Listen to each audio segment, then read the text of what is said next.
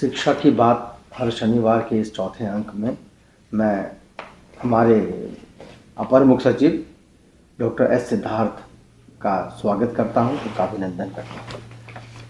Sir, अभी शिक्षकों ने और कुछ बच्चों ने भी प्रश्न पूछे हैं। पहला प्रश्न है प्रियंका प्रियदर्शनी मल्हाटोल परिहार सीतामढ़ी से। वो पूछ रही हैं कि क्या अन्य विभाग के कर्मियों की तरह हम शिक्षकों के लिए भी आई कार्ड की व्यवस्था हो सकती है? क्या विभाग की तरफ से ई शिक्षा कोर्स पर आई कार्ड डाउनलोड करने की व्यवस्था की जा सकती? देखिए, हम लोग ये सुझाव अच्छा है। हम लोग एक आई कार्ड डाउनलोड करने का प्रावधान रखेंगे और क्यूआर कोड भी, और जिसको भी जांच के लिए आवश्यकता होगी क्यूआर कोड से वो अपना ओरिजिनल चेक कर लेगा जी। तो हम लोग व्यवस्था कर देते हैं शिक्षा कोर्स में। तो ये आपका जो सुझाव है हम लोग स्वीकार करते हैं जी। दूसरा सवाल सर, ये राजेश कुमार भारती शिक्षक उत्क्रमित मध्य विद्यालय हेमजा भारत नवादा से हैं। ये पूछ रहे हैं कि 21वीं सदी के कौशल के अनुरूप कई चुनौतियां हैं। ऐसे में क्या शिक्षण सामग्री और पाठ्यक्रम बच्चों की आवश्यकता और आधुनिकता को देखते हुए अद्यतन करने के लिए राज्य सरकार प्रयास कर रही है? इससे संबंधित प्रमुख प्रयासों की चर्चा चाहता हूँ। और सर, ऐसा ही सवाल नारायण झा विद्यालय अध्यापक उच्च माध्यमिक विद्यालय करहरा बेनीपट्टी मधुबनी से है। उन्होंने भी ऐसा ही सवाल पूछा है। देखिए, स्किलिंग पे मेरी जितनी भी मीटिंग हुई हैं और उसमें मेरा ये रहा है कि बच्चे जो स्कूल में हैं, विशेषकर 9th 10th 11th and 12th, ये 4 क्लासेस के, इनको जो स्किल ट्रेनिंग है वह उनको देनी चाहिए। और इसके लिए हम लोग ये कर रहे हैं कि जितने भी उस स्कूल के निकट में जो आईटीआई हैं, पॉलिटेक्निक हैं और इंजीनियरिंग कॉलेज हैं, हम लोग उसके साथ संबंध कर रहे हैं। इस संबंध में पूरा एक पत्र लिखा गया था, किंतु उसके बाद इस पर आगे की कार्रवाई नहीं की गई। तो हम लोग आईटीआई, पॉलिटेक्निक और इंजीनियरिंग कॉलेज से इसको संबद्ध करेंगे और उसके बाद जितने भी बच्चे हैं वो अपने निकटतम जो ट्रेनिंग सेंटर्स हैं, जैसे प्लम्बिंग का, इलेक्ट्रिशियन का, फिटर का और मोटर मैकेनिक का, जितने भी स्किल हैं वह प्राप्त कर सकेंगे। तो बहुत सारे बच्चे हैं, हो सकता है कि इसको अपना कैरियर बनाना चाहें या स्किल का जो जानकारी के बाद वो उस स्किल में आगे काम करना चाहें। तो ये सब हम लोग स्किल ट्रेनिंग पर बहुत ज़्यादा जोर है और न्यू एजुकेशन पॉलिसी में भी इस पर है जी। तो हम लोग कल भी बैठक करेंगे, मतलब कल परसों में 2-3 दिन में बैठक करेंगे जी। और इस महीने हम लोग सभी को संबद्ध कर देंगे जी। जो विशेषकर 9th 10th 11th and 12th classes हैं। और देखते हैं 8th भी अगर सुझाव आता है 8th का भी, तो 8th से भी हम शुरू करेंगे जी। किंतु यह है कि सभी बच्चों को कोई ना कोई स्किल ग्रहण करना चाहिए जी। ये एक राष्ट्रपति पुरस्कार प्राप्त शिक्षिका है कुमारी गुड्डी, उत्क्रमित हाई स्कूल से हैं, बेलवा काशीपुर किशनगंज से। ये कह रही हैं कि बाला कक्षाएं जो कि छोटे छोटे बच्चों के लिए शिक्षा के क्षेत्र में एक वरदान है, उस पर विभाग द्वारा पहल कर पूरे विद्यालय में क्या लागू करवाने की पहल की जा सकती है? देखिए, बाला जो वॉल पेंटिंग है, तो मैं बहुत सारे स्कूल्स में जाता हूँ। हाल ही में मैं आरा में गया था, तो पूरा स्कूल पेंटेड था। मतलब सारे जहाँ बच्चे बैठे हुए थे क्लास में, चारों तरफ दीवारें पेंटेड थी। तो जहाँ जहाँ टीचर्स और हेडमास्टर ने रुचि ली है वहाँ पेंटिंग हो गया, और जहाँ जहाँ टीचर और हेडमास्टर मतलब ने रुचि नहीं ली है वह नहीं हुआ। तो ऐसा नहीं है कि मतलब प्रोविजन नहीं है, पेंटिंग का प्रोविजन ही है। और अभी जो हम लोगों ने रिपेयर मेंटेनेंस का पैसा भी दिया है और पेंटिंग के लिए भी राशि दी है, उससे पेंटिंग हो सकता है जी। लेकिन फिर भी हम लोग एक टेम्पलेट सबको दे देते हैं कि किस क्लास में किस प्रकार का पेंटिंग होगा जी। तो ये हम लोग सभी को उपलब्ध करा देंगे कि छोटे क्लासेस में क ख ग ABCD, ये 1+1 1+2 ये सब होगा। क्लास 2 में क्या पेंटिंग होना है, क्लास 3 में क्या पेंटिंग होना है, क्लास 4 में क्या पेंटिंग होना है, और क्लास 5 मतलब 5th तक कम से कम जो क्लासरूम्स हैं या स्कूल की दीवारें वो पेंटेड होनी चाहिए। और बहुत सारे मैंने देखा है, अन्य राज्यों में भी मैं गया हूँ, तो जो महाअनुभवों के जो स्लोगन हैं, महात्मा गांधी जी के हैं और विवेकानंद के स्लोगन्स हैं, ये सारे विभिन्न स्कूल के दीवारों पे ये बिल्कुल पेंटेड रहती है जी। तो ये हम लोग कोशिश करेंगे कि एक टेम्पलेट बना के सभी स्कूल को सर्कुलेट करेंगे कि जहाँ जहाँ जगह हो कम से कम ये पेंटिंग करा दें। जी, शुक्रिया सर। ये एक शिक्षक है पंकज कुमार, मध्य विद्यालय गजेंद्र बीघा, हिलसा, नालंदा से। ये कह रहे हैं कि आए दिन शिक्षा विभाग और शिक्षक गण के बीच स्कूल समय अवधि एक ज्वलंत मुद्दा बना रहता है। क्या विभाग इस पर कोई विचार कर रही है कि स्कूलों की समय अवधि और समय सारणी का कोई स्थायी हल निकाला जा सकता है? क्या हमारे विद्यालयों को निजी विद्यालयों की तरह सुबह 8 बजे से 2 बजे तक किया जा सकता है? अगर 8 बजे 2 बजे करने लगा तो आप सोच सकते हैं क्या रिएक्शन। जी, तो हम लोग देखते हैं, देखिए ग्रामीण परिवेश में जो व्यवस्था है और जो टाइमिंग है जी, इसको बड़ा ध्यान से देते हैं। हमारे सारे स्कूल तो ग्रामीण क्षेत्र में हैं, बिल्कुल। शहरी क्षेत्र में कम है। तो हम लोगों ने हाल ही में आपके स्कूल टाइमिंग्स परिवर्तन किए हैं। जी, मतलब मॉर्निंग में आधा घंटा और लेट किया है जी, और इवनिंग में भी हम लोगों ने जल्दी छोड़ने का प्रावधान किया है।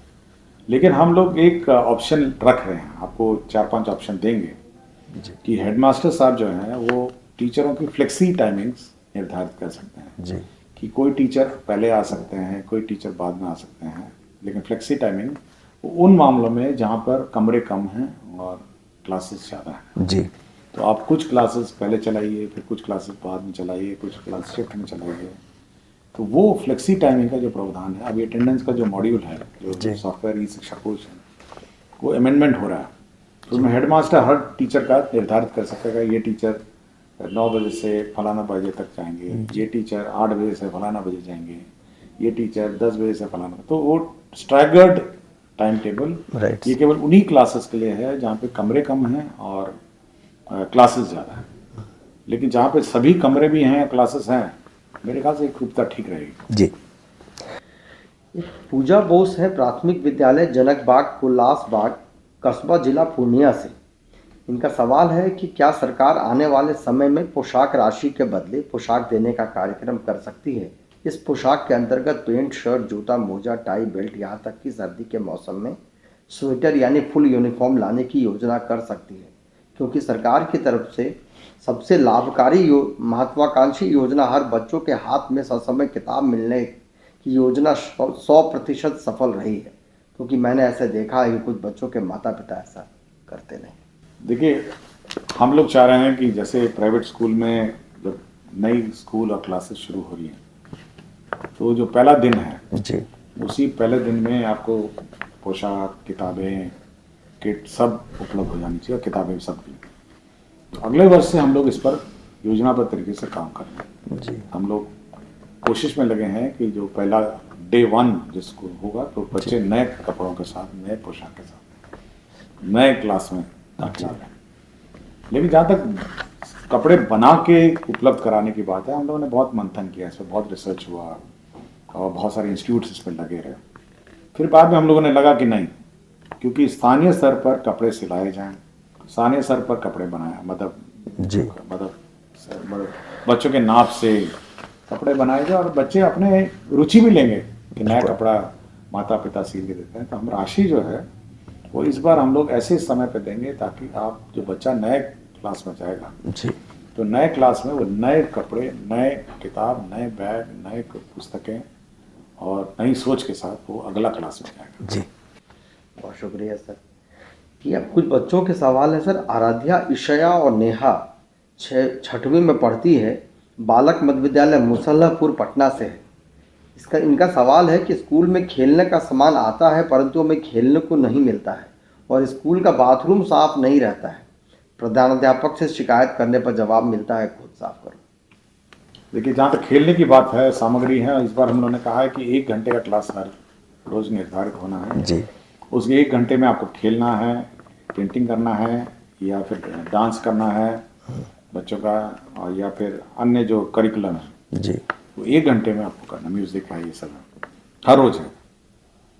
और ये बिल्कुल हम लोग मॉनिटर करेंगे कि आपने जो टाइम टेबल बनाया है, और ई शिक्षा कोर्स में इसको चढ़ाना भी होगा भविष्य में। अभी व्यवस्था नहीं है, लेकिन भविष्य में ई शिक्षा कोर्स में टाइम टेबल भी हम लोग मॉनिटर कर सकेंगे। जी, कितने आपने खेलने के समय दिए, कितना म्यूजिक हुआ, कितना डांस हुआ, आर्ट हुआ, कल्चर हुआ।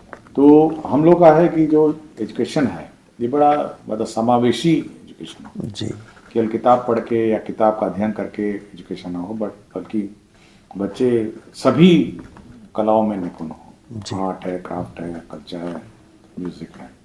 और जहाँ तक बाथरूम की बात है, हम लोगों ने सभी टीचर्स को ये राशि दी है कि सफाई कर्मी रखे, वो सफाई नियंत्रण ये करें। तो ये शिकायत ज़रूर जगह जगह पर मिलती है, और कभी कभी जो वेतन आगे पीछे हो जाता है जी सैलरी का, उसमें भी ये निरंतरता थोड़ी टूट जाती है। तो हम लोग कोशिश करेंगे कि समय पे ऐसे सफाई कर्मियों को वेतन मिले और वो नियंत्रण रूप से इस पर काम करें। जी सर। एक कक्षा 8 का छात्र है सुशील कुमार, राम मोहन राय सेमिनरी से है। शिक्षक पढ़ाने की बजाय खुद पढ़ने बोलते हैं और स्वयं दूसरे कामों में व्यस्त हो जाते हैं। देखिए, एक बार मुझे याद है, जी। मैं किसी बच्चों के से बात कर रहा था, जी तो मैं ऐसे पूछा कि आपके स्कूल में क्या चलता है। जी तो बिल्कुल यही बात बोला बच्चा। ये बच्चे नहीं, मेरे ख्याल से जी बच्चे ने सवाल पूछा है हाँ, सर। तो बच्चा बोला कि सर हम तो जाते हैं स्कूल में, और तो उसने एक बड़ा टर्मिनोलॉजी बोला, मेरे दिमाग में आज भी बैठा है। और मैं प्रभारी जिला सचिव भी रहते हैं, हम लोग जिले में जाते हैं। तो उसने बोला, मैंने कहा तो आप बैठे रहते हैं, टीचर क्या करते हैं? जी स्कूल में तो आप जाते हैं। तो एक शब्द बोला, तो वो बच्चे ने इजाज किया होगा, बच्चों ने ही इजाज किया कि बोला कि गपिस्टिंग करते हैं।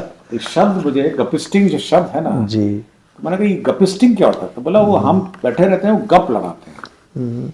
मेरे ख्याल से ये बड़ा आपत्तिजनक है। देखिए, बच्चा आता है, बच्चे और माता पिता बड़े उत्साह से आपको बच्चों को भेजते हैं, और जो शिक्षक हैं ये उनका दायित्व है कि वो बच्चे को मतलब शिक्षा दे, उसका भविष्य बनाए। मैं बार बार बोलता हूँ, हर फोरम में बोलता हूँ, बस उसका भविष्य बनाने का काम आपका है। अगर उस समय में आप गपिस्टिंग करेंगे, मोबाइल देखेंगे और इंटरनेट देखने बैठ जाएंगे, तो थोड़ा अब ये बहुत कम संख्या है, मैं ये नहीं कहता कि बहुत लोग करते हैं, बट जितने भी टीचर करते हैं ये काम, वो मेरा उनका अनुरोध है कि भाई बच्चों को पढ़ाइए।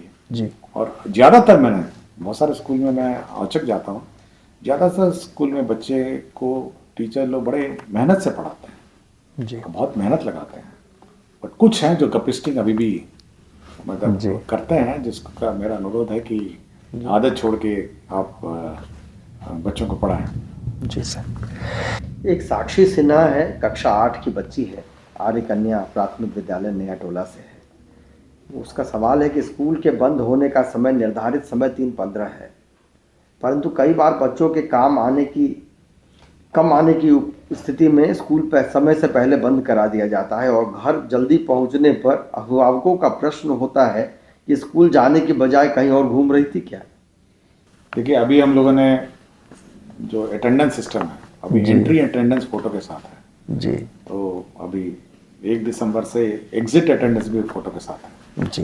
मतलब जब आप बाहर स्कूल छोड़ के जाएंगे तब भी आपको फोटो खींचनी होगी जी। तो एंट्री और एग्जिट दोनों अब मॉनिटर होगा, पहले नहीं था।